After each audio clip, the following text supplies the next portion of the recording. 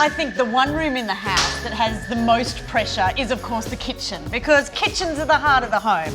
Kitchens sell houses. Kitchens need to be fashion forward. There's so much this one little room has to hold when it comes to a renovation. Shell, they have to be absolutely everything to all people in the family. And I think particularly in areas like this where we know most buyers do have children, it's going to be the room that everybody gravitates to around the clock.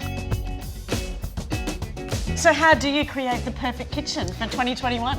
I think it's all about functionality, and I think you have to be really careful you don't sort of stylise things at the cost of what's actually going to work on a practical level. Sometimes we see island benches which are absolutely enormous, and the problem with that is all that space in the middle is a bit sort of dead in terms of its space. I actually quite like quite a long island bench, but not too deep that you can't actually all sit around it and congregate easily.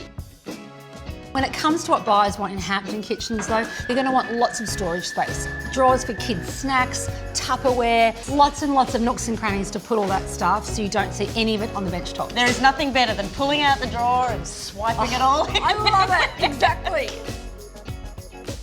Hampton traditionally is quite a safe market.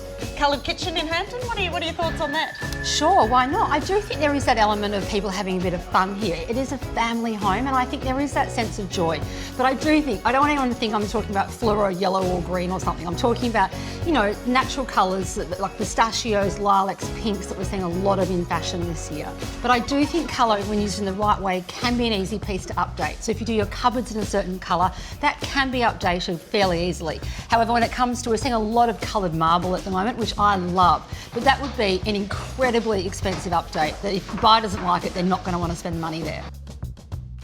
I also think that a kitchen can be an office, it can be the place that family meetings happen in an impromptu way, it can be the place for dinner parties, drinks, so you kind of want it to be able to evolve with that, and I think if it feels too safe, it doesn't lend itself to be able to do all those things. As we said, no pressure on one room.